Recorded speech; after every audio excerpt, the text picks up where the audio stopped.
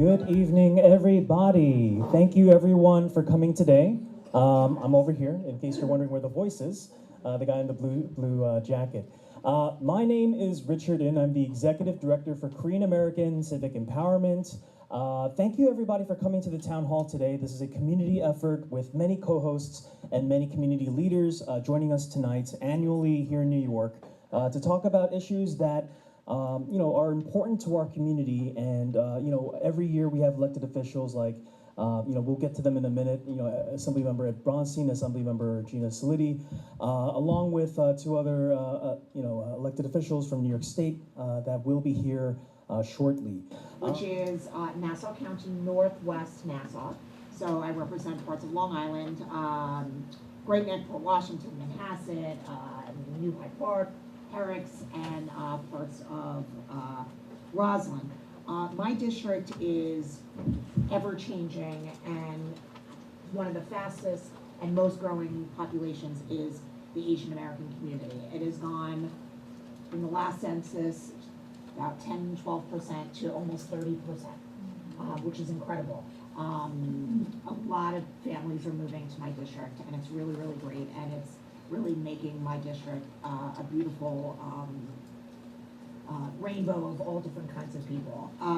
So from the second I took office, by the way, I'm pretty new. I started in 2021. I was elected in 2020.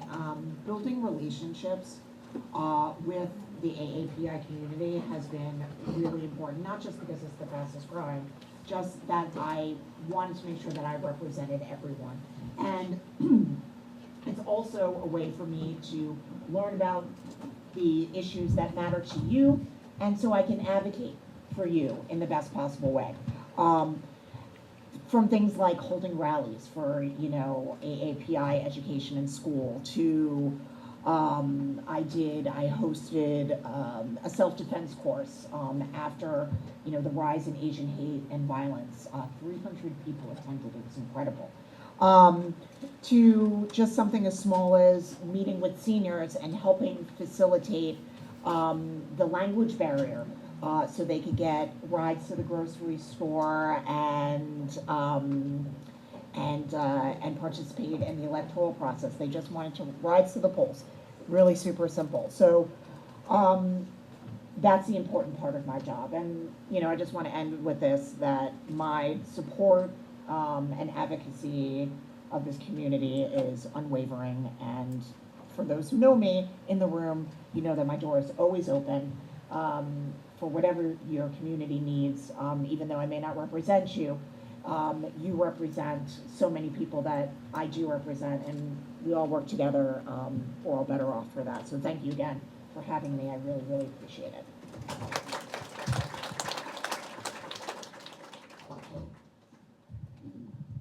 So good evening, and thank you, Richard and Case, for having us here today. My name is Ed Bronstein. I'm the Assembly member representing the 26th Assembly District in Northeast Queens. I represent the neighborhoods of Bayside, Douglasson, Little Neck, parts of Auburndale and North Flushing, and also Glen Oaks and Floral Park, so the northeast corner of Queens. I am currently in my 14th year in office. The district I represent is about 40% Asian American. I would estimate that, so I represent around 130,000 people. My staff, we haven't looked in the census in a while, but I would say the Korean American community is probably anywhere between 12 to 15,000 of those 130,000. Over my time in office, I appreciate the close relationship that I've had with the Korean American community. And like Gina said, it's a lot of relationships, and it's a lot of accessibility. I want to deliver for my constituents, and being present in the community and having relationships and communicating with everybody is how we do that. I do want to thank all the organizations that are hosting this event tonight, as also just everybody else in the room. Like, this is a room full of people who work to make our community a better place. And we're all in this fight together, and I just want to thank you. I have 3 children, right? And my 2 boys are 7 and 8, and my daughter is 4. And I do this work because for them. I want them to inherit a better future especially here in Queens. And I know you all do that work too. I mean, you guys work tirelessly to make our community better. So I want to say thank you, and I look forward to a conversation about how the state legislators can do our work, so we could all fulfill that mission of leaving a better community for the next generation. So thank you very much. Senator John Liu from the 16th District. If you have Thank you, Richard, and I want to thank Case for once again putting together a fantastic town hall that includes so many of the great organizations that do work for the fast-growing Korean American community, the Asian American community. These last few years have been pretty difficult on us, but we have continued to work together in state government, in city government, and federal. And it's to make sure that our community has resources and has the policies enacted into law that help protect us, give us equal treatment and equal protection. And so this is a really long agenda that Richard sent us. I mean, we're supposed to be here until 9, but I think we're going to be here till 11. So that's all I'll say for now, and look forward to answering your questions. Thank you. So let's move on to the questions now. We're gonna go one by one through the book. We would love to have you guys introduce yourselves, but let's keep it to about a minute each so that we can all get home at a reasonable hour. All right, so first up is the Case Research Committee. They've been working very hard on a lot of research things. So here to give their presentations, we have Dr. Yoon-Ju Nam, Sunjimi Kim, Chung Se-jung, and Eun-Jung Lee from different universities throughout New York State. So thank you, and I'll hand it off to you. Hi, my name is Yoon-Ju Nam. Thank you very much for having me here. And as you know, I'm from University of Buffalo, so I flew from Buffalo to attend this one. So I have a really urgent. Through my research and other people's research, I really feel that we need to take care of this one. We have a really, dire need for taking care of disaster assistance for immigrants without English proficiency and digital literacy. So, venues first. So New York City, New York metropolitan area is really vulnerable to disaster. So it is a coastal city. So New York City area is high risk area for natural disaster, like hurricane, flooding, and other natural disaster. And climate change will increase the risk of extreme weather-related disaster. So it is a real threat. And in addition to that, a high population density city, New York City is very vulnerable to infectious disease, as we saw during the COVID-19 pandemic. New York lost more lives than any other areas because of the population density. And we have a public health crisis because we have residents without health insurance and people with limited English proficiency and undocumented immigrants. They have limited access to health care. So it is a real threat. And then the New York City is one of the most unequal city in the world, I think, in terms of the wealth and income, etc. We have a very rich people, also we have very poor people. So because of the socio-economic inequality, New York is prone to social and political conflict. And because of anti-Asian hate nowadays, and then the racial and economic tensions, we may have a violent conflict. I hope this would not happen, but as you can see, it is a New York State, but it is from 1980 to 2024. And then this is a number and then money we need to spend, $1 billion disaster.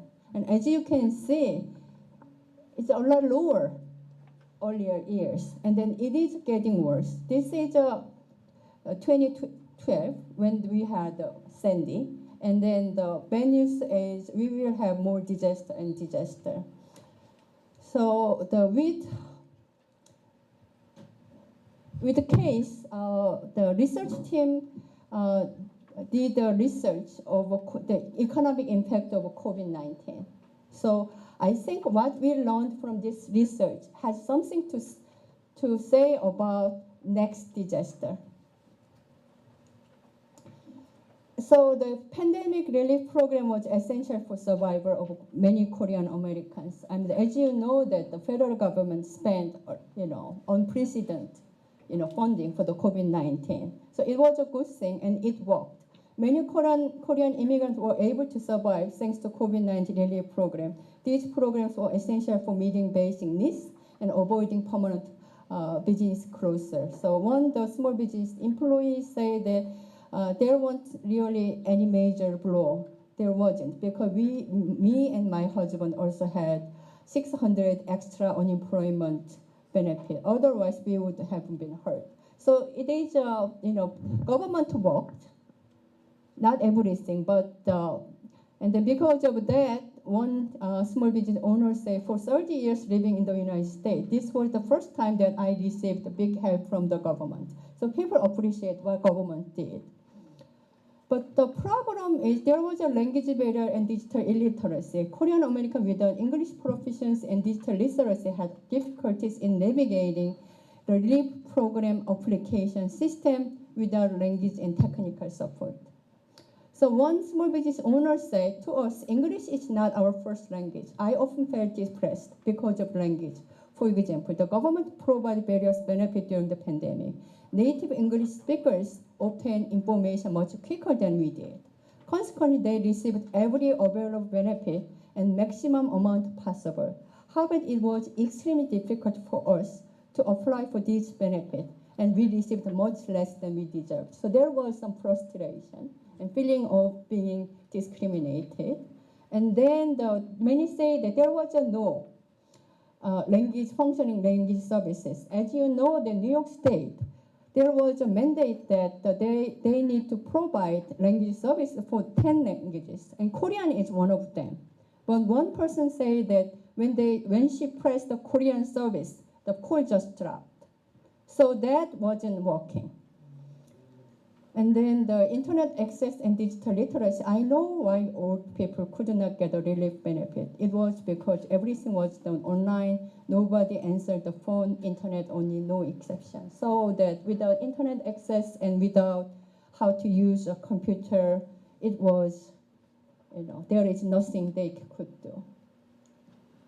But good news is community organization and social service agencies provide assistance which enabled many Korean Americans to access the relief program, so that the community organization was a middle person, so that they connected people in need with the services and the benefit.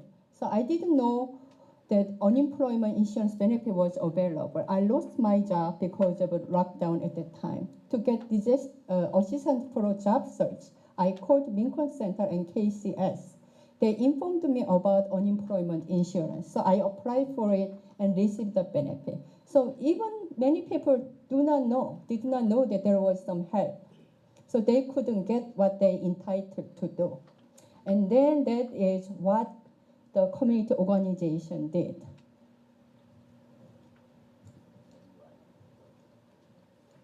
Oh, sorry. So it was because of the time I just asked questions, so that because of climate change, we are likely to have a hurricane and pandemic more frequently than in the past. We will need infrastructure and funding for various types of disaster. What does government do to prepare for next disaster? We should be prepared better next time than last time. I represent a North Shore community. It's, almost completely, we have peninsulas surrounded by water. So got hit very hard by Sandy, but also just every other rainstorm. I mean, you guys are feeling it too, right? So one of the things that we are doing in the state legislature and what I'm doing personally is I'm trying to bring back money to the district, infrastructure money. So I like to say that, Long Island, Nassau County is America's first suburb, and we have America's first suburb problem, aging infrastructure. And because of climate change and because of the worsening storms, the infrastructure that we have now just can't keep up. So what we can do as elected officials is bring money back home so they can do these mega projects to shore up the shorelines, increase stormwater capacity, and do the things we need to do so our homes don't get flooded out and our streets don't get flooded out, and you're not stranded on the north end of the peninsula and you can't get out because the road flooded over, which is what happens where I live. So that's one of the things that I've been doing in my district specifically. But generally, we passed the Environmental Bond Act, $4.2 billion, and then the voters voted for it to bring, again, these monies back to the district. Climate Super Fund, like all these different programs. I hate to say it's all about the money, but part of it, it's a big part of it because we have to fix the infrastructure. I'll just reiterate what Gina just said. I mean, a lot of it is about the money, right? The mayor has an office, I'll just get the specific name for it. The mayor has an Office of Recovery and Resiliency. And I believe it was established during the Bloomberg administration to start planning ahead and making infrastructure improvements because we are seeing rising sea levels and it's presenting challenges. For us, we have constituents in low-lying areas who will call us and tell us, my house got flooded again, this is happening once a year. We will send the information and pictures to the mayor's office, and then they will go out there and make the necessary infrastructure improvements to start protecting those areas. But like Assemblywoman Salidi said, a lot of it's just very expensive, right? A lot of these infrastructure improvements are very expensive. The Environmental Bond Act was a help. We passed the Climate Super Fund, which, it's questionable if the governor's gonna sign it or not, but that would assess a levy on some of the major oil companies to help us generate some funding to make these infrastructure improvements. But it's definitely a challenge, and a lot of it comes down to funding. And in addition, there are state programs to help small business owners as well as residents access funds in case there's a disaster, and even to prepare for a disaster. Small businesses can get a $5,000 grant for portable flood barriers, generators, things that businesses can get to prepare for disasters, and homeowners can get grants and loans up to $50,000 to shore up their residence to protect against these disasters. We can have all these grant programs and loan programs, but the main thing is we got to deal with climate change. So the Assembly members already talked about the Environmental Bond Act. That's part of a long-term legislative policy that we've enacted starting in 2019, the Climate Leadership and Community Protection Act, which puts New York State more aggressively than any other state towards protecting the environment for the long term. That means reducing our emissions. That means changing what we burn or what we use for energy sources. And at some point, it's going to involve everybody. And there is going to be some kind of cost in the near term so that we can save costs and the planet in the long term. And we can have more discussion about those measures. Hey, to the table to discuss how do we build more capacity for our community. And that's at the core what I like to get to throughout the evening. There was a time when none of the government leaders paid any attention to the Korean or Asian immigrant communities in urban cities. And as our needs grew and our political leaders grew in power, we started to get many of these contracts for our community organizations. But we are reaching a point where those contracts are no longer enough to actually solve the social problems that we're facing. So the next phase of political empowerment is how do we then graduate and escalate this to hold government accountable, to fix the deep-rooted problems that we as a community are facing more so now than ever. In my case, particularly around older adults. That's the work that John and my colleagues have focused on. We have a crisis of Asian, Korean, older adults living longer lives, and KCS is at the forefront of this fight, but where they're constantly struggling with insurance companies every day to get crumbs for coverage, and there's a lot more we need to do to get this right, and I look forward to having a productive conversation tonight. Thank you. Thank you for the answer. It is very assuring that the policymakers are working hard to save us from the climate change. So, my second question is, what does the government to do to provide high-quality language and technical services and internet access? Although New York State has a language access law, language service did not work during the pandemic. Without internet access and digital literacy, many could not apply for government program. What is the government plan for equal access to government benefit? I think question 3 is also somewhat related, so Okay. we can ask that together. Okay, so the community organization filled language and technical service gap during the pandemic. What does the government do to work with community organizations preparing for disaster? What support does the government provide to strengthen government community organizations' capability for disaster preparedness? I think to answer question 2, Ron actually started talking about it. You know, there was a time when the Asian American community and the Korean American community were growing very, very quickly. We still are growing quickly, but we got nothing. We got nothing, and the reason we got nothing was because we didn't have great representation. I mean, when I ran for city council in the first place a long time ago, my city council member said that all the problems in Flushing are because of all these Asians. And so not only did we get nothing, but we got blamed for the problems. So after we got representation in city government, state government, and federal government, we started getting some of the resources. That's why representation matters.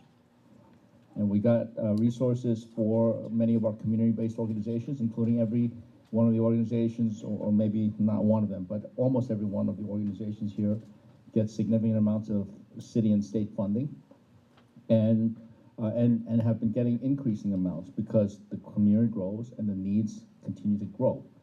And that addresses some of the problems with regard to the need for more digital literacy, as well as the need to provide all services in the languages that the community requires.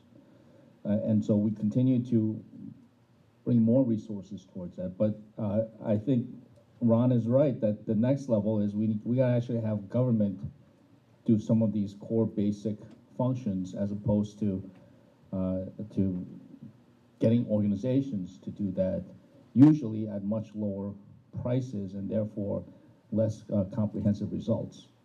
So we keep working on that, but I think the main thing here, the big picture, is that we need representation, and not just representation by people who look like us, but also people as handsome as Ed Bronstein and lovely as Gina Solidi, who really are very much intertwined with our community. Thank you, John. We did a little research before we came here today, and as far as the digital literacy, I mean, I think in this day and age, everything's moving online, and especially older Americans are not very tech savvy or don't have access to the internet. I know the federal government, as part of the Infrastructure and Jobs Act, had the Digital Equity Act, which provides funding to states to help provide that internet access. And we don't have any federal officials here, but I mean, I think in reading recent materials, it's questionable about if that's going to be extended or not. So that's something we need to lean on the federal government to continue providing those resources. And like Senator Liu said, yes, the government should be able to handle all these issues on their own, but that there is a benefit to having community organizations on the ground who can help people in these situations. I know for the business community, Asian American Federation can be helpful with these things. I know our own Queens Chamber of Commerce has made a significant effort in reaching out to businesses, providing assistance in different languages, and helping people navigate some of these processes. And for many of us, we have Korean and Chinese speakers in our office. And throughout the pandemic, someone would call the office and we would hold their hand until they got their benefits. There was one more point I wanted to make, and now the last point I wanted to make is, like you pointed out during the pandemic, that whether it was PPP or unemployment, specifically PPP, it wasn't just the language barrier that people had, it was the sophistication, right? If you were a small business, but you didn't have a financial analyst and you didn't have certain accountants, it was a lot harder for you to apply and get the PPP than some of those bigger businesses that jumped in right away and were able to gobble up a lot of that money. So, as far as preparing for the next disaster, I think that's something we need to be cognizant of. It's not just the language barrier, which is a significant problem that needs to be addressed, but also, usually the people who needed it the most were the least sophisticated, and they were the last to get the money. These processes, it's also our individual offices. Ed mentioned, he has people in his office that, speak other languages. I do as well. And it's these relationships, that I mentioned before that you build. And so when a disaster does strike or when something happens, it's almost like triage, or phone tree. You start getting the information out to the people that you built these relationships with, and to help the community.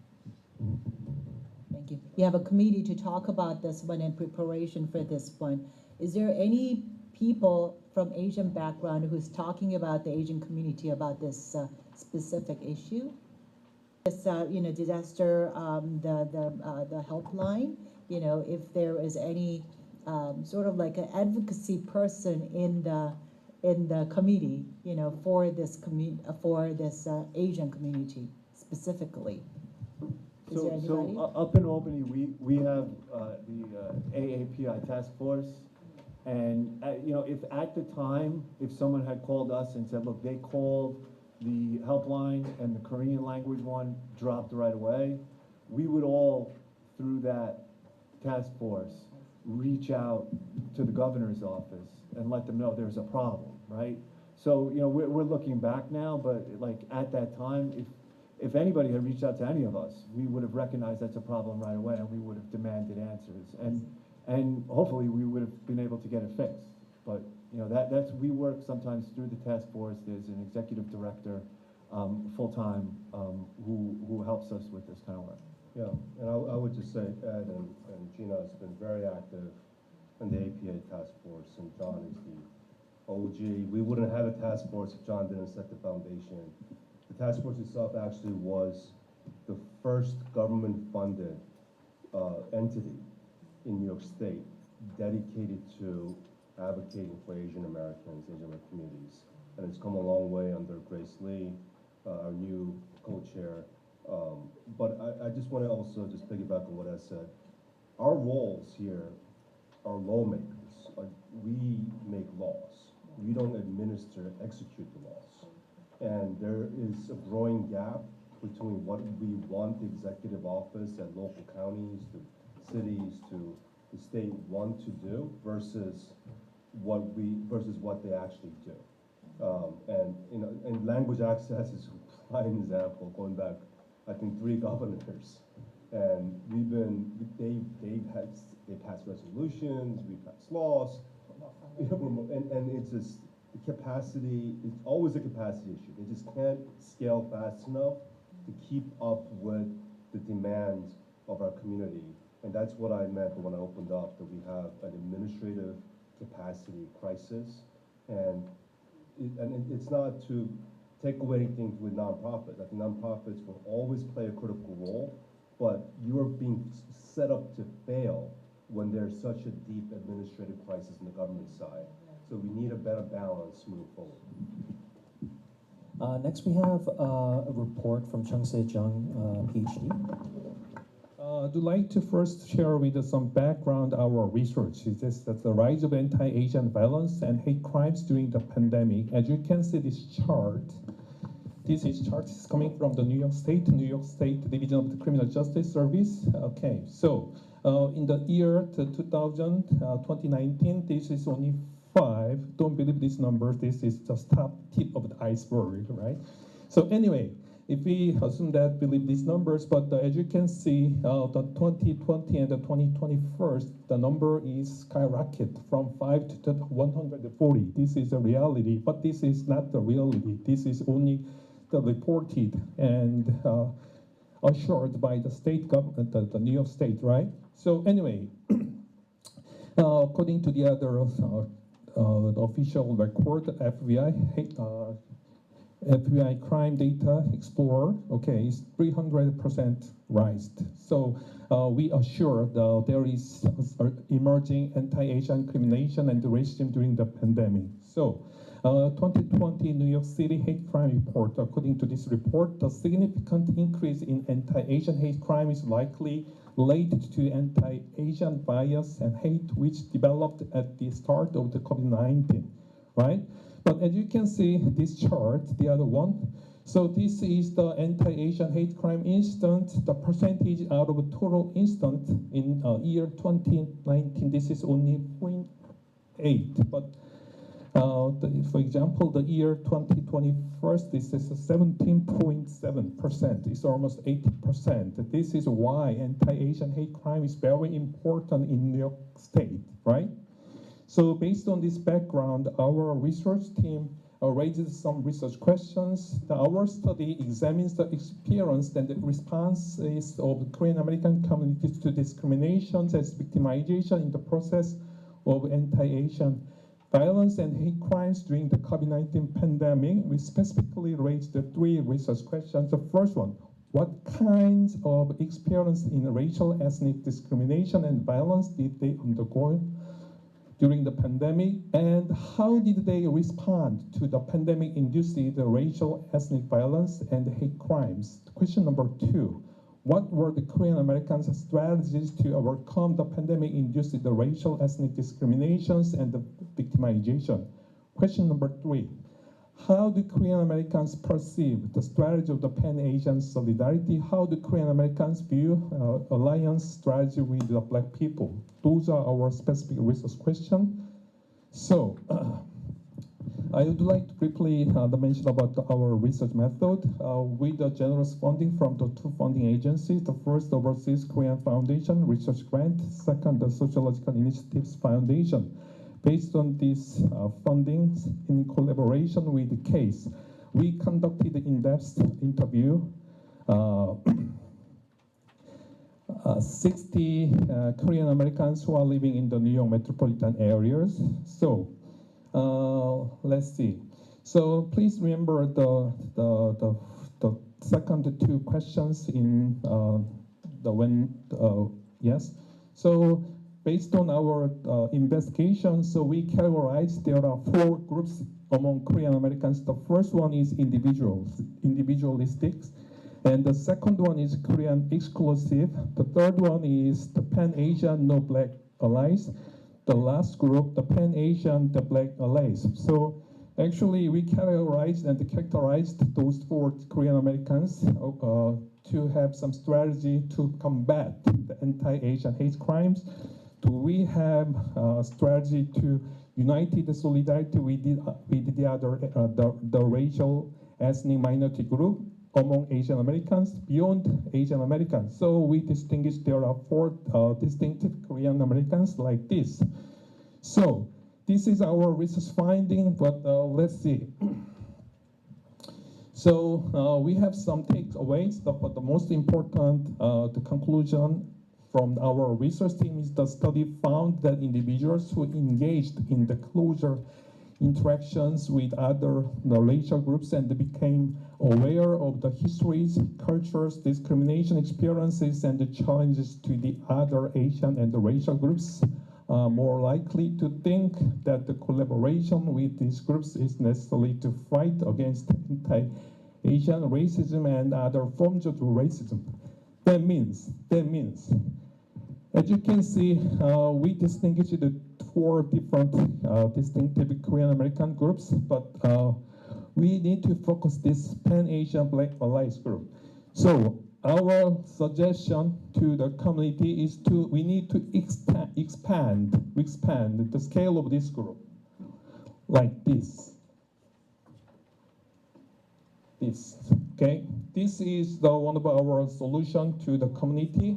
So our next question is how we expand the scale of this group, Pan-Asian Black Allies. So our research team suggests education matters. Education matters. This is the other surveys conducting by the other the advocate organization Stop Asian Hate. According to this survey, the most effective solutions in addressing anti-Asian hate.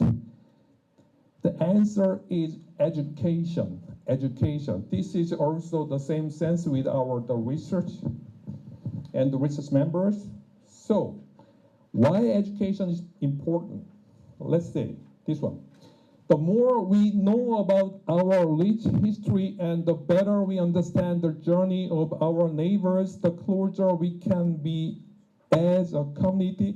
It's time to empower our community with knowledge and fight here together with education.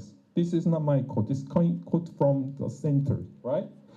So, as you can see, there is the bill, okay? Integration of AA and HPI education in the New York public school, right? Who is this person? John Liu? Okay. So there is two bills over there. The first one is senators. The second one is the assembly bill right here. So I just made the bold with the Senator John Liu because this bill passed in Senator. I didn't make any bold, the assembly members. Once this bill passed assembly, I will change. So you will have the bold name here. Anyway, so this is the research team's conclusion is, I do have one question, the last one. The currently,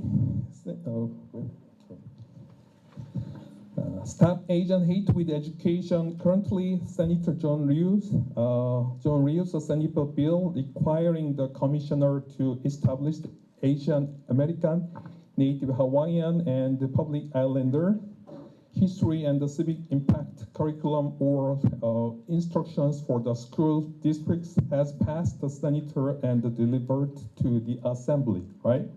So our question here is what are the prospects for the passage of the bill in the assembly? If it does not pass, are there any alternative ways to support these educational activities at the local community level? This is our one single question here today, okay? Thank you. All right, well, I don't want to talk about the bill too much because I think people are generally aware of the bill, and I want to thank Richard as well as some of the other people here for being part of the REACH Coalition, which is really a very strong coalition of Asian American organizations and activists pushing for this legislation to pass in the Assembly and in the Senate. It's not easy to pass. It's absolutely necessary because, you know, like you said, education is the #1 thing that we need. And all that anti-Asian hate comes from ignorance, and it comes from ignorance and scapegoating. And that's what happens when people don't understand where we're from. And so they either associate us with the model minority, that we're all rich and do well in school, we don't need anything, we're better than everybody else, and the perpetual foreigner, which is that we're not real Americans, we're always considered foreigners. We don't really belong here. During anti-Asian hate, you know, how many people were told to go back to China? Didn't matter if you never came from China. Koreans were told to go back to China. Filipinos were told to go back to China. Vietnamese people were told to go back to China. It didn't matter. That's the ignorance that we're dealing with. So I'll let the assembly members answer the question, but I want to say that it's not easy because this is not the only kind of legislation that's been in Albany for decades. African American legislators have been trying to pass a mandate for teaching African American history. They don't have a bill. They've never been able to pass that bill. The Latinx community, same thing. The Jewish community, the same thing. They were only able to get Holocaust education. So we're kind of, when we get it passed in the assembly, we'll be breaking ground so all the other communities can copy our effort to try to pass legislation that teaches the history of their communities as well. But I do want to say a broader thing, which is, you gotta understand what's happening this year and in about 102 days on election day. And you have somebody who is singularly responsible for creating a lot of the anti-Asian hate. During the COVID crisis, he kept saying the China virus, as if, it came from China, and therefore everybody associated with China, which includes Koreans, Filipinos, Vietnamese, anybody from Asia, was responsible. And he created a new anti-Asian slur, Kung Flu. So we gotta understand what's at stake here. And this guy who wants to be president again, he had the audacity, the nerve, to proudly call it the China virus once again last week when he gave a speech at the Republican National Convention. And when he said the China virus, he was directly talking to all the people who were asking him not to use that term, because that term doesn't hurt China. It hurts the Asian Americans in this country and brings about the hate crimes towards us. So, I don't want to get political on the election here, but a lot depends on what happens in this election. One of the things I always like to say is with promoting this education, it may not bring the fastest results, but I really believe it'll bring the longest lasting ones. And one of the slides that was up there was a rally that I hosted in Great Neck with Senator Anna Kaplan, one of the areas that I represent. Hundreds of people came.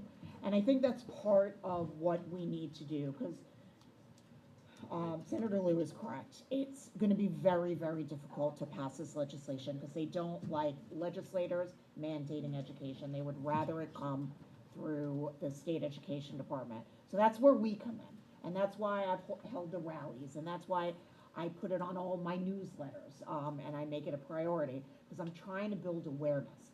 And when you build awareness and you have like a groundswell of people saying that this needs to change and this needs to happen, and not just Asian people saying, or all people saying it, that we need to have this taught in our schools, that I think you'll be able to start, changing some hearts and minds, and then perhaps get the agencies to make that change.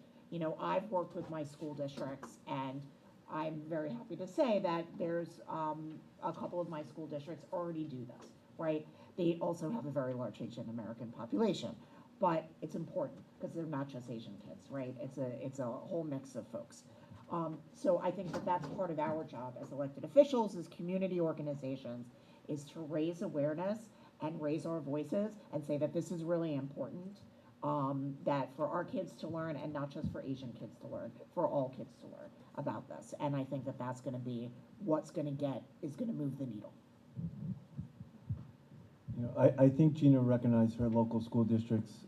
I believe the city of New York is starting to roll out an AAPI curriculum in the city schools.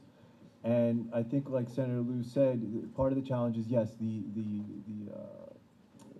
assembly is typically reluctant to pass legislation mandating curriculum. They typically let state education department do it. And the other issue is there are other groups that would like their own history taught. I think we should teach all of it, right? As Senator Liu says, Asian American history is American history, right? And I think it benefits all of our students to learn the contributions of the Asian American community, but also learn the contributions of the African American community, the Latino community. And like the research report indicated, showing how everybody, their own cultures have had similar experiences is a way to unify people and create understanding. So I think teaching all of it and showing the similarities of some of the struggles that different groups have gone through, like your research report indicated, would help. But I certainly support the bill and will continue to push.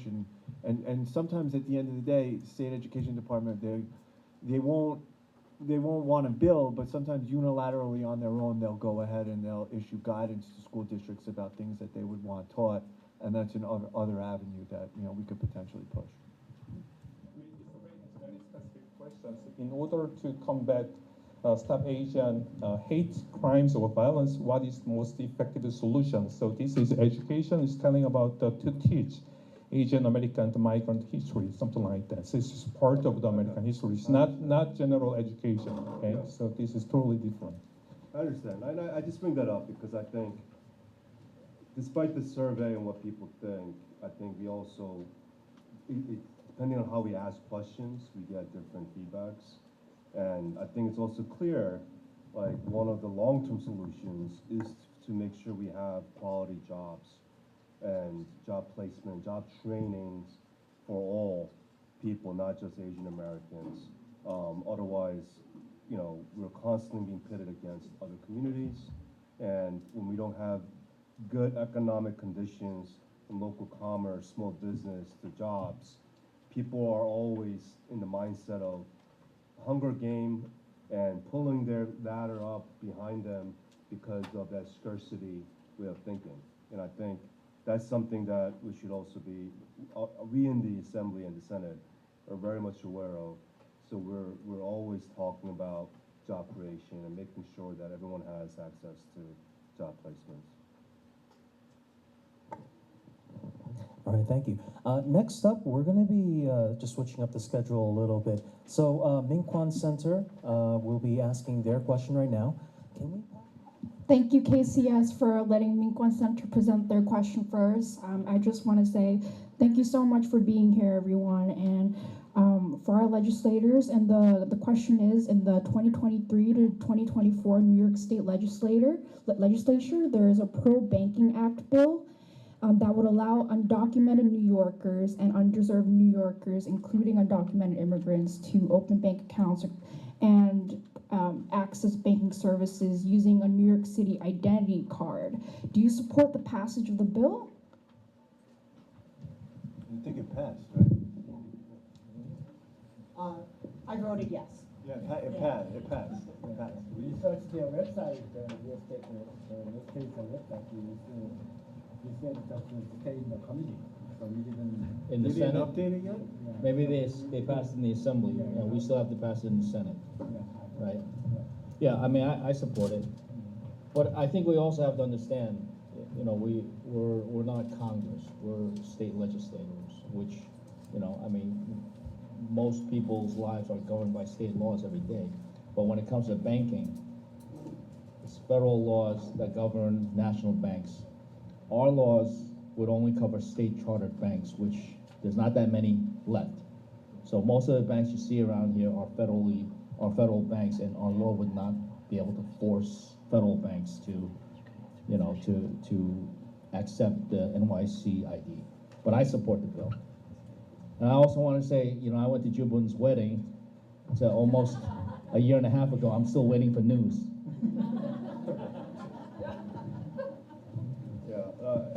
I think like locally we have credit unions and other local entities who are already on their own incorporating migrants and immigrants by, even if they don't have a driver's license or state ID, if they have a municipal ID, they allow them to open up bank accounts, which has been, I think, tremendous for our economy, for small business, for everything in New York State.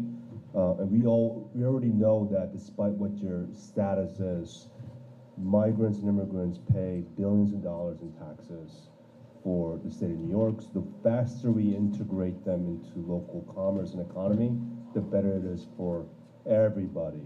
And I think people understand this concept. So this is a good bill. All right. Hello. Hi, my name is John Shin. I'm representing Korean Community Services. So I'd like to say thank you to Case and our elected officials. Last but not least, my KCS volunteers who came here along with me, so I don't feel lonely. So 감사합니다 for taking your time with me. So the question is here. Just read out loud. The issue of improper cash payments in daycare facilities for elderly individuals has been a persistent concern. Recent investigation and reports suggest that some facilities have been exploiting the system by enrolling healthy individuals, making cash payments for non-attendance, and substituting cash for services like meals. This not only undermines the integrity of Medicaid benefit, but also disrespects the contribution of taxpayers. How can this bill effectively address these issues? So this is the prepared question, but I'd like to add just my personal experience. So I work at the senior center run by KCS for 15 years. And lately, and then I transferred to headquarters last December. But lately what was happening was that there were seniors who come to my senior center and recording on other seniors. And they were telling another seniors, why do you keep attending senior center? When you go to a daycare center, you get cash. And then by having you coming to the daycare center with me, I'll get cash too. So why don't we all move to the, ADC? And I felt that was really disheartening because that made my seniors who were doing the right thing by coming to the, senior center, that they were doing something wrong. They're missing out on this cash bonuses, which is obviously illegal. And that kind of, really again, disheartening for what we do as a nonprofit. So the question is, how can this bill will, regulate these issues? I mean, that's precisely the reason why we work together to introduce and pass this legislation this year, and it's waiting for the governor to sign. There's been so much corruption and fraud in this space going back 10 years now, and the industry themselves came to us. We had a series of town halls last year and a half. We solicited feedback from the good operators who are saying the same thing. Even when they're on the social daycare side, they can't compete with those who are cheating the system because it's a race to the bottom. And it's basic economics, MBA 101. Like if one apple undermines the market, it's just everything fails. And this is an extreme version. So when you have a huge facility and you took out a lease and you're doing the right thing and providing breakfast, lunch, all the facilities, and all of a sudden somebody opens up a small office next to you and bribes older adults and gives cash without services, you can't compete with that. And they're committing Medicaid fraud. So this is fraud. This is Medicaid fraud, and it's criminal.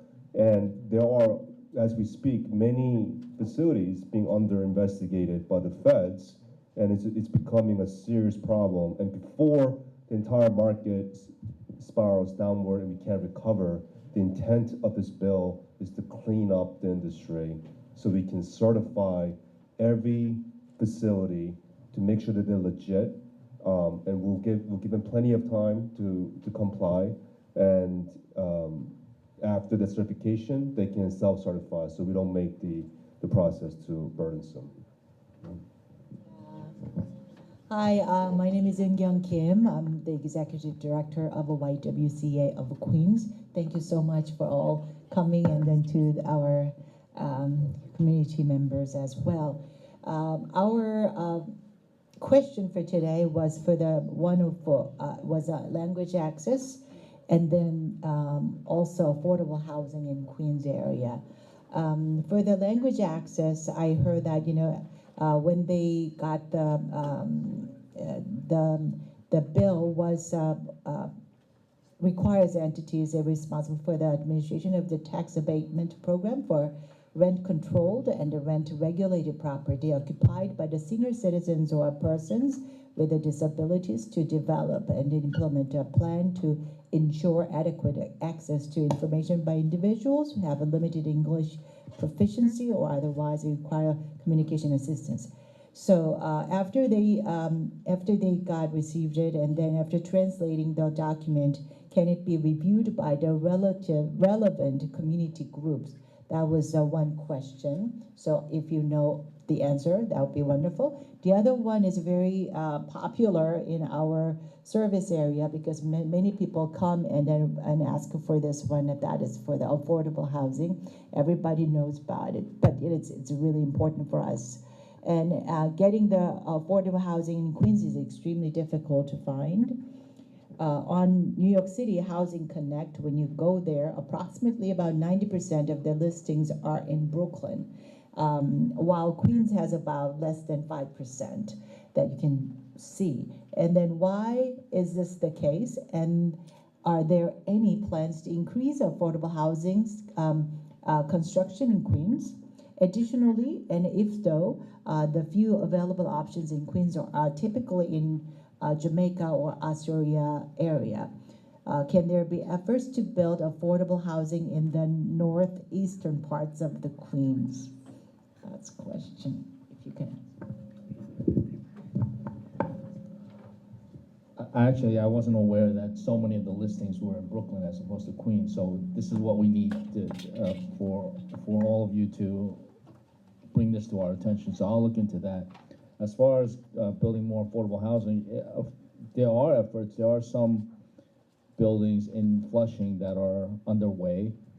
But the problem is that you build as soon as they break ground, even before they break ground for a building that has 200 apartments, there's already a list of 2,000 applications for that building. So clearly there has to be a much broader strategy. And you know, to her credit, the governor has been trying to figure out what to do to incentivize more construction of affordable housing. This year we did pass legislation, which I don't think it's perfect, but it does provide more incentives for developers to build more affordable housing. It comes at taxpayer costs. All affordable housing at some point does have taxpayer costs, but this is what we need in order to preserve the livability and affordability of New York City. Yeah, I mean, I supported the subsidies, incentives, even though I criticized subsidies and incentives for so many years because we're out of options. And I wish we had a robust public bank like North Dakota does, a red Republican state that can finance to build out a public infrastructure the proper way and build these housings immediately. But we're not gonna get there in the next couple of years, and people can't wait. So we're left to partner with the private sector, hold them accountable to make sure that they do their part and scale up and build the housing that we need ASAP for the city of New York. So does that mean that when we see the Brooklyn side is a lot and then Queens side is less, that means if those companies are less in Queens? Is that what you were saying? I think part of it is the listing, and the other part is that it's possible that there have been more efforts in Brooklyn to build affordable housing. So this is something that people have to start demanding more in Queens too. The recent budget had significant proposals to increase the production of all forms of housing, right? Some of the issue too is it's just basic supply and demand. You know, even if you increase some more market rate housing, having more housing will drive the prices down. So the budget included an extension of the 421A program, which is developer incentives. It included office conversions for parts of Manhattan. It included changing the individual apartment improvement reimbursement that certain landlords can get. What happened was there was a lot of units that were rent regulated that it was becoming, the landlords would argue it was not economically feasible for them to make improvements to those units and bring them online based on how much return they could get by increasing the rent. So there was a compromise there to try and incentivize, because there's a lot of units, vacant units that are just offline that haven't been improved. There was an effort there to try to reach an agreement, right? Some of the tenant advocates didn't want the landlords to be able to charge too much, but the landlords were saying, it's just economically unfeasible for us to improve these buildings and bring them up to code because we can't make the money back. So there was an effort there to try and bring a lot of those like vacant units back online. And so it's office conversions, 421A, working out that issue with the current rent regulated stock that's offline, and also increasing the floor area ratio cap for certain parts of Manhattan where typically you can only go, for residential, you can only go 12 stories. And the effort was to increase the FAR cap in Manhattan. Now, when you talk specifically to Northeast Queens, all of these developer incentives are available all over the city. Some of the challenges in Northeast Queens are just with the zoning, and you know, a lot of Northeast Queens is low density zoning, and you know, that's part of the reason why you don't see so much construction in those areas. I mean, it's not as simple as just building higher structures in New York City. You know, people can't forget that we're also dealing with an energy crisis right now as well. We're dealing with the rolling energy sector has warned that New York City is facing rolling blackouts, you know, for summers, especially during these heat waves. And the reason why we're in the situation, we closed down Indian Point, which provided 25% of the energy source for New York City, and we haven't found a sustainable replacement for that. So we have to figure out not just energy, but the water infrastructure, which is 100 years old in parts of Bayside and beyond. All these things has to grow and scale at the same rate before we can just add buildings and buildings, because it's also unfair for people that we're putting into those spaces when they don't have proper energy or water supply. So we totally understand that there's a federal levels and state level the funding to create a more affordable the housing. But I just want to address, and I want you to mindful about the local issue. You know, of course, this is like a city level problem. The mayor Adams announced that I think it was several months ago that they're going to expedite the building the permit, the planning approval process much more faster. And as you know, I came here as a squatter victim. I came here as a nonprofit leader today. But besides that issue, there are still that unreasonable amount of the time the homeowners have to wait until their building plans approved.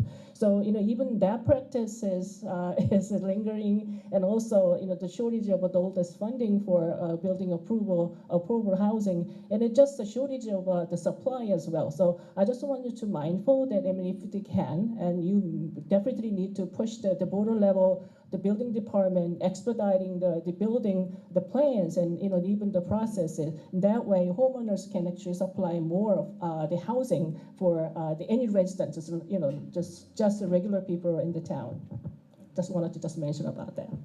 I think the point is well taken. Buildings department is probably the least favorite agency of any agency in New York City.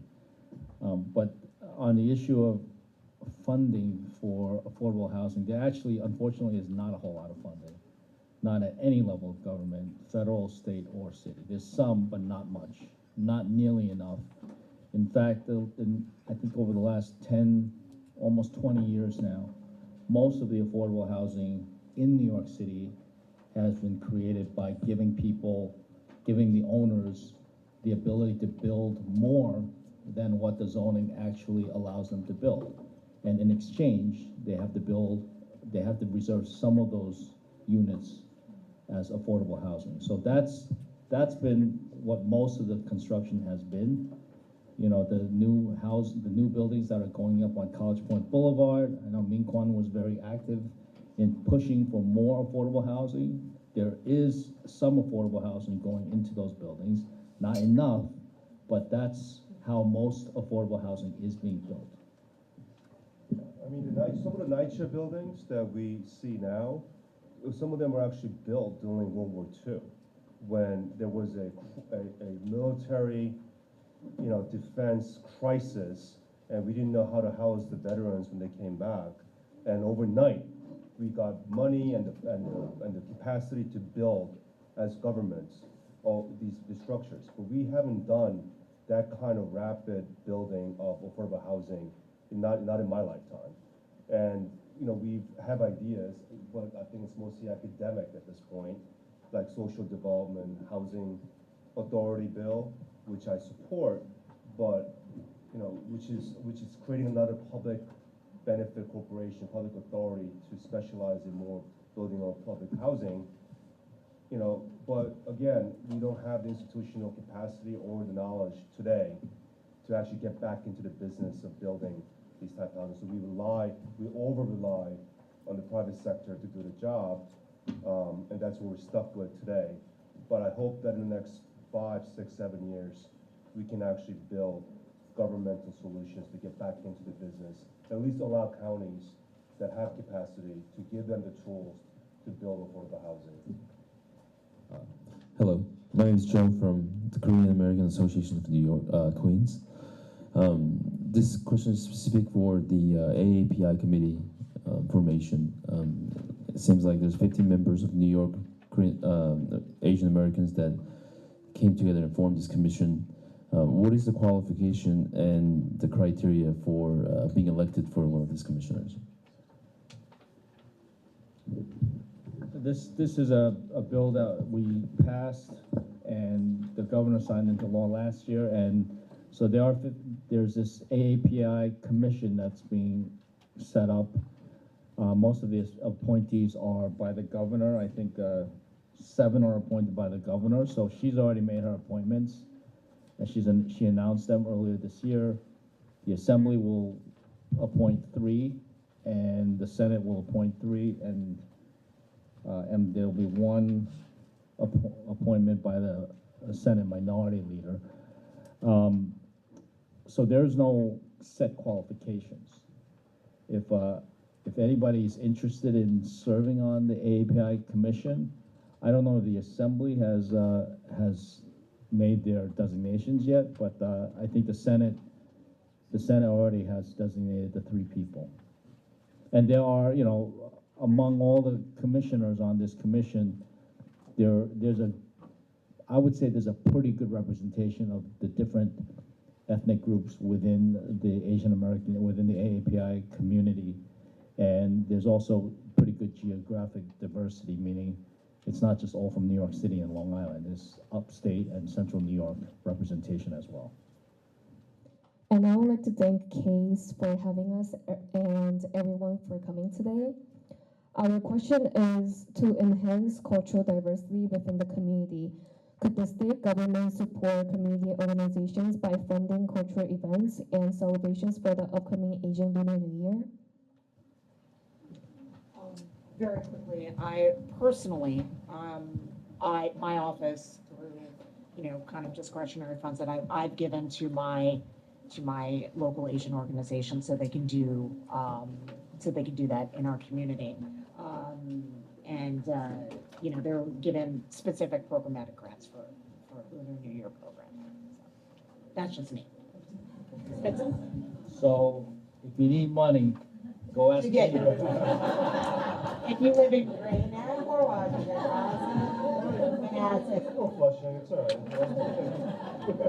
no, I actually, I think it was last year or 2 years ago. It was, when we get this programmatic money, it was one of the things I wanted to do was to give it to all my Asian organizations, and a lot of them used it for Lunar New Year program. Yeah,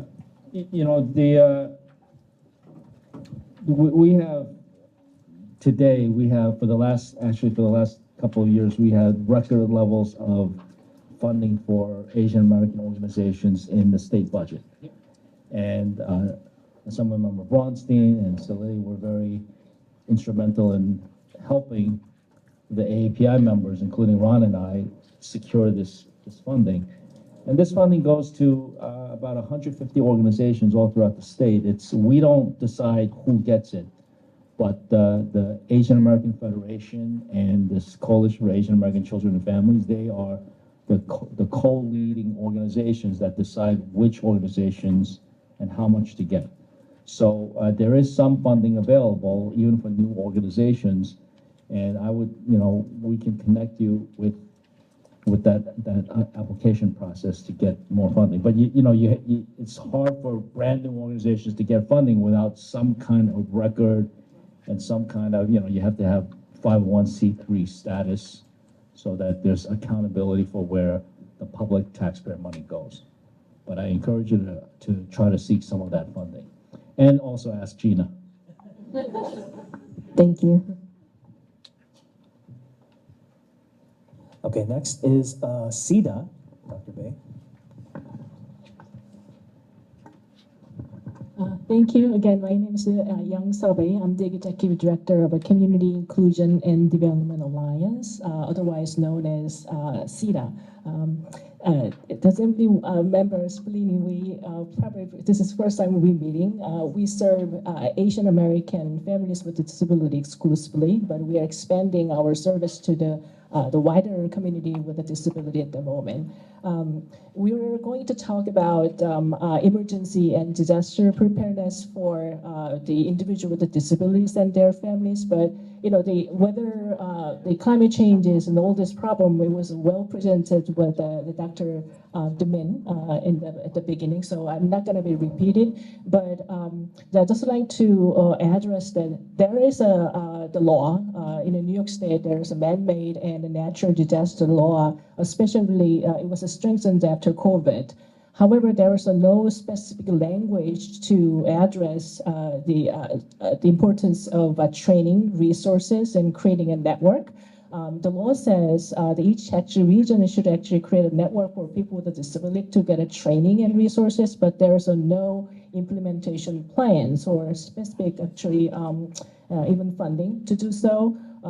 The Assemblyman Wang Kim, we remember during the COVID, and he actually was the first person in legislative committee to vocalize, shout out how many people lost in this certified setting. There's over men and women with a developmental disability and seniors, and we cannot afford any more lives lost in next disaster emergency. So we like to see if there's any room that in legislative committee that create a specific law, or even putting more language in the current legislation, that those people who are vulnerable population get a more training and resources to they can prepare for any emergency and disaster. Can you just expand on, I know during the pandemic, individuals with developmental disabilities was a real challenge, because a lot of them would be attending day programs, and a lot of those closed because they were congregate settings, and there was isolation, and they were no longer getting services. Is that what you're talking about? Just making sure we're prepared? Yeah. Or just speak loud. I mean, oh, you got one. It's after 6 p.m. and my English is going down and my voice is as well. So after COVID, the state law actually strengthened that the law portion for the buildings, especially there was a certified setting. However, those people with a disability living in a community, we don't get anything. It's a big barrier for those young adults who plan to live in a community.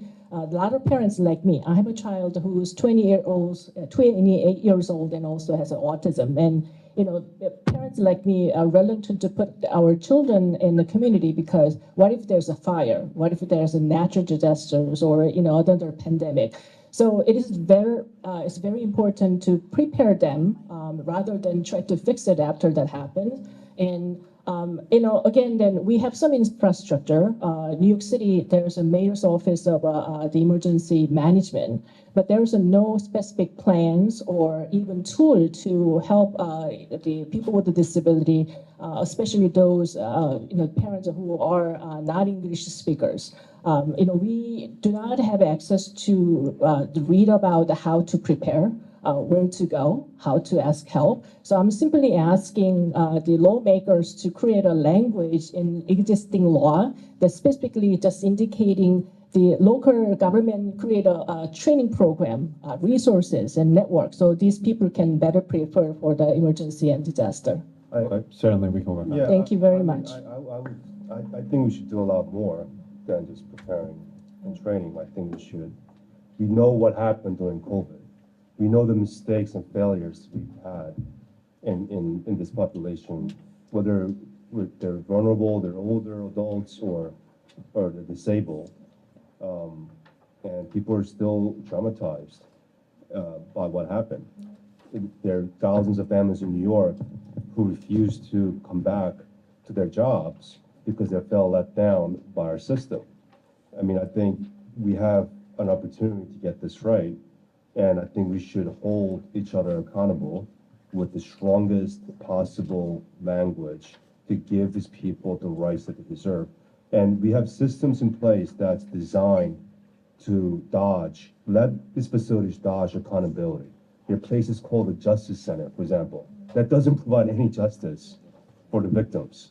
They just rubber stamp all the complaints without actually giving them the recourse that they deserve when something bad happens. And I think we start from there. If something bad does happen, we should give those victims as much recourse, because when if it ends up costing the state billions of dollars to settle for their neglect, then I bet you the governor will pay attention and will start fixing these facilities moving forward. Absolutely. Thank you for the attention. And as an organization committed to supporting immigrant survivors of gender-based violence, we are deeply troubled by the insufficient state-level funding for sexual violence services. At present, we heavily depend on federal funds allocated through state agencies, which frequently fall short of addressing our clients' needs. What measures are you implementing to secure additional state-owned, state-initiated funding for sexual violence services? Are there any plans to initiate funding for gender-based violence programs from both the Senate and the Assembly? And also, how can we collaborate to ensure sustainable and adequate support for these vital programs? Well, Joanna, I'm a little surprised by that question, because I know I know we give KFSC a fair amount of state funding for gender-based violence. So I know in the legislature there are chunks of money specifically to fight gender-based violence. So I take the question to be that there's not enough money, and we got to put more money into it. So to the extent that we need more money, that's our job to secure more money. But it's also it is also helpful that organizations like KFSC, and there are other organizations, but KFSC is, I would say, one of the leading, if not the top, gender-based violence organizations in New York.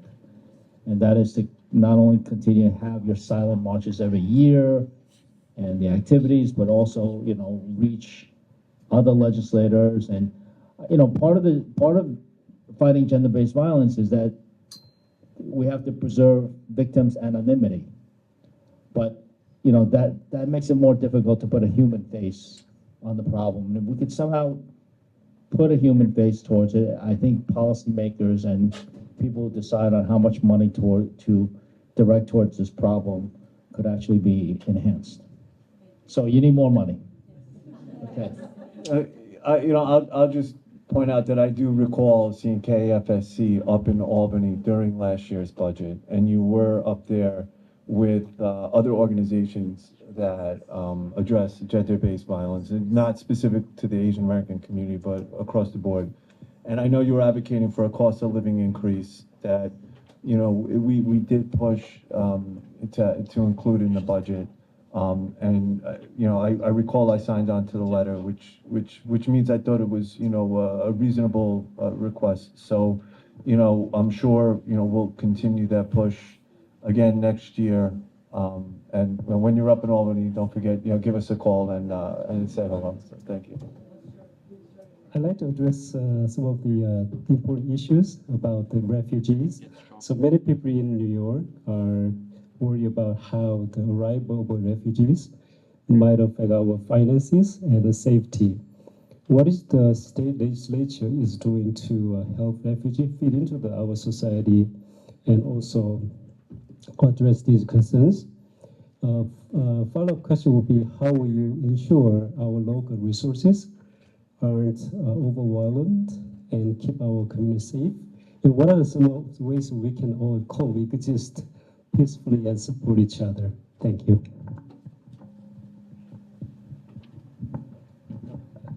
The state budget that we just passed a couple of months ago includes, what is it, like 2.4, thanks Ed, $2.4 billion for New York City to help New York City with the costs of the asylum seekers in New York.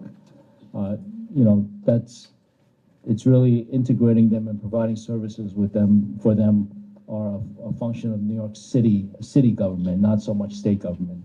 But we did put $2.4 billion towards that. Honestly, it's easy to calculate how much immigrants cost.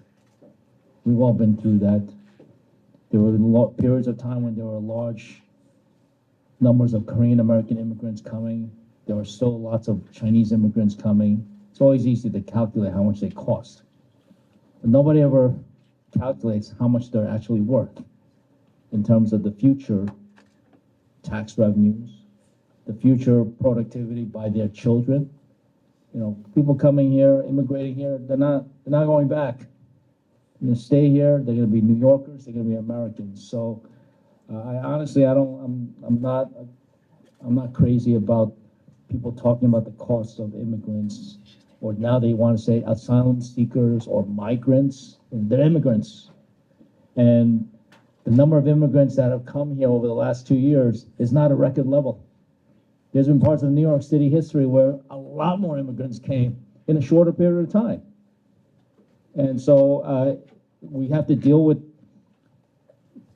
funding the services now, but I have every expectation that it'll pay off.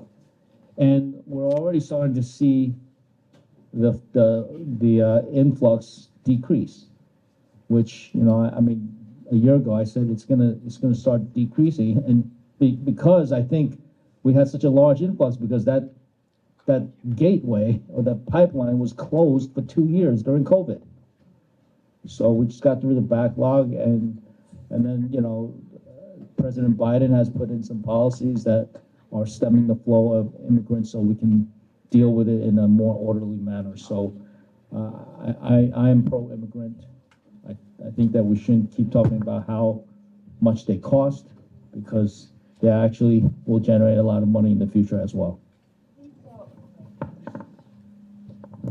It has been miscalculated that for benefits like that when we calculate the cost of the benefit for the children's Medicaid, we calculate as a cost as an immigrant. But those who born to the immigrant family and then immigrant parents, and when they became an adult and making money and pay tax, we calculate them as a native because they were born in the United States. So that we overcalculate cost of the immigrant and undercalculate benefit of immigrant family. So that we have to look at it like in more like a balanced way. Yeah, I think that's a great point, and I agree with the senator. Other countries have what they call a depopulation problem. They're begging for more people to want to go into the country. They don't have the workforce. They don't have the talent. This isn't a problem. We don't have a crisis. We might have a crisis in how the federal government is managing and paying for some of the things properly, because the federal government has the power of the purse. The city and state do not. We We have a set budget, and it's just like a household, we have to balance that budget. The federal government don't have the problem. They print money, so I think we have this reversed. When the more they rely on New York City and New York State, the more I think problems like these we're going to have, where immigrants start feeling they've been pitted against each other, and that should never be the case. I have to leave in a minute, but I want to just close by saying one thing. During COVID, there was I shared a story before, but during COVID there was a Korean adult who tried to give a blanket to a homeless person on the street. And that homeless person got up and punched him in the face. Clock hold. And he was all disturbed, he was all bloodied up. But 2 days later, he went back to that same spot and offered a blanket again to the homeless person. That's who we are as a community. That's who Asians and our immigrants are, that we are extremely empathetic, and despite all the hardships and hurdles, we don't just pull up the ladder behind us. And I think that's the shared collective mission we have in this space, and we should remember that as we overcome the next couple of years of toxic politics, so we can get to a more balanced, more better America in the future. So thank you for that. But I think we already covered most of this question because this falls under the housing. So unless the officials wants to respond, particularly regarding the other abuse victims, I think we're good. Okay, all right. So since we already covered it, any closing remarks anyone would like to share? I thought this was very important, and I got to meet a lot of new friends this evening. Also, thank you for feeding me. I always joke, I'm like, we're going to a Korean event, there's definitely going to be food. You're like Italians, you always got to feed people. But anyways, I just wanted to reiterate that my open door policy, that you guys are like sort of my eyes and ears, right? I can't be everywhere, and I've certainly learned a lot of things here tonight, and I'm just so grateful for that. So thank you so very much. Yeah, I'm gonna sound just much like Gina. I think it's beneficial for us to hear the issues that are on people's mind and hear different viewpoints. And I learned a few things today. I had never really the social adult daycare issue. That's a real problem. And I don't know. We have a lot going on in session, and I never got a chance to dig into it, but now I know that's something that we need to fix, and it's something I'll check in with Ron about, how I can help him and try and fix that. And that's why we do these things, right? Just so we can, kind of focus on the important issues and have discussion. So I thought it was beneficial, and I appreciate the opportunity to participate. So thank you. Thank you. Thank you.